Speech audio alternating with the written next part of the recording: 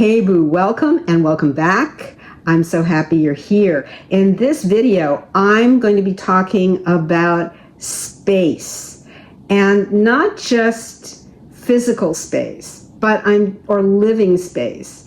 I'm talking about emotional space, energetic space, space in consciousness, space in imagination, and how often you may be giving more space of that kind over to things that are upsetting or disturbing or what-ifing, or things that are taking a lot of effort, rather than allowing space for your desire to manifest. And this is one of the reasons, in one of my earlier videos, I was doing a few videos recently about locking yourself out of having your desire and how we tend to do that unconsciously. And this is yet another way of locking yourself out and feeling that you can't see it, you don't feel it's happened, despite all the work on yourself and all the effort and all the techniques you're trying, and you're still feeling doubts and you're still not seeing your manifestation in your personal reality, and how it gets in the way of your real personality coming out and expressing itself. And what happens is, what's a typical scenario of this is that we may have a desire, and it could be, let's just say it could be a desire to travel, that you would love an opportunity to go to another country, to spend time living in another country or travel around a particular region of the world. And what happens is that rather than spend time imagining yourself doing the traveling, or having even come back from one of those trips, and you're reminiscing even about it, that imagining that feeling of gratitude and joy that you were able to make the trip, or the delight and the memories of people you met or things you saw, something amazing that you experienced seeing in the maybe in the natural world of that particular place. And you're having the feeling of how wonderful it was, and you're steeping yourself in that sensation. But if there's a feeling of a concern about it, what if the trip doesn't work out? What if I haven't got the money for it? What if my boss doesn't allow me to go? What if I don't have a chance to go? Whatever it is that starts getting in the way, that starts feeling like somebody, or having an upsetting discussion with somebody who doesn't want you to go, or feeling like they don't want you to make the trip. So we start placing all these self-judgments on the experience that we want to have, on the desire that we want to see come alive in our life. And it starts to take up more and more. Have you ever noticed that when you're really like preoccupied with something, that it takes more and more and more of your mental space, just the physical mind space? It takes up more and more and more of the real estate of that space. And we spend all our time being preoccupied on the problems around going. How can I work through this hurdle? How can I get past that barrier and this problem? Or maybe you're concerned about getting the visa or whatever else you might need for your trip. And if you sit back, you're going to realize how much energy you're putting into the problems and the imagined circumstances of doing that. So you're actually having a whole set of beliefs and concerns about the problems that we imagine, rather than going to the end. We forget to go to the end, and we get caught up in all the minutiae of worrying, of anxiety about it, about feeling distant and separate and confused. And after a while, it gets more and more difficult to go to the end and feel that this was an incredible experience that you've already had, because you can project yourself into the future aspect of now,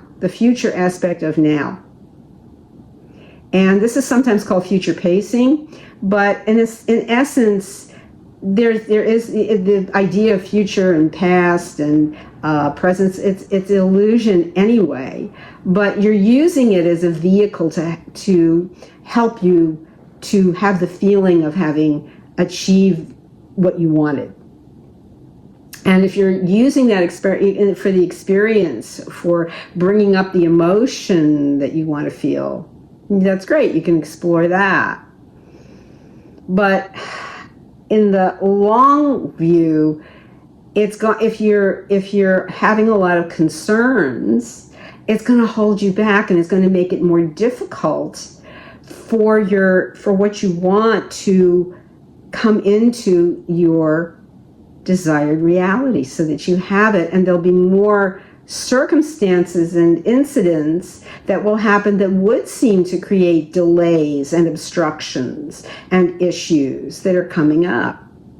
Because if you've ever noticed when you're in a bad mood, how everything that starts to happen throughout your day, something happens to the coffee maker while you're making the morning pot of coffee. You're in a bad mood and you burn the toast, and then something else happens and the dog makes a mess and you have a fight with somebody next door, whatever it is. It's just this cascade of issues and problems and messes and all kinds of things that you would rather not have had. So rather than let all that get into taking up the psychic space, because as always, as within, so without. This is essential esoteric wisdom. This is as basic as it gets, because as within, what we're imagining, what we're feeling, is going to be reflected. It must be reflected externally, because it's always coming from within you. And if you do want something different to what you had allowed to kind of get out of the cage and wreak havoc all over, the genie got out of the bottle, that kind of thing. It's like, oh my gosh, run. But really, it's that feeling of, if you can, when you feel that happening, is to actually stop. This is where it's important to step back and stop and take that breath or several breaths. Sweep the mind down into the heart as you breathe out. Let the breath sweep the mind to the heart and go into your heart space and listen. And this is where you can hear the I am. You can repeat, I am, like a heartbeat. Or you can just feel the solid steadiness of that. Let it make you feel more grounded when your worrisome thoughts are escaping and trying to run things and taking up all the space. So it's allowing everything to relax and trust and know and stop doubting and go back into that space of allowing and giving yourself the desire that you have and allowing it to manifest. Because then consciousness can move through you and bring you what you want.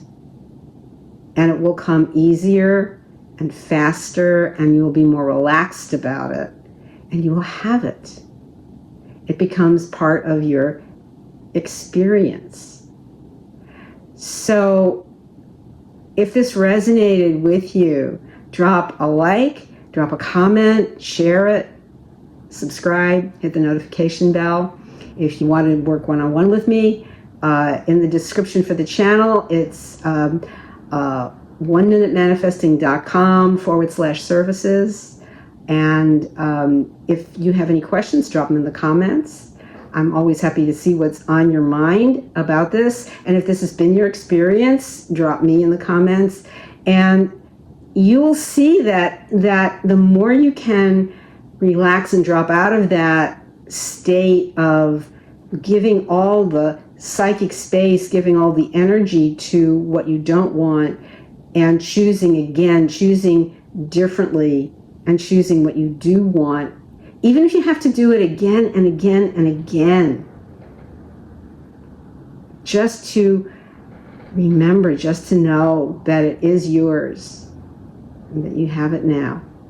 Thank you so much for watching. I love you so much, Boo. So happy you're here. Thank you so much, and I will see you in the next video.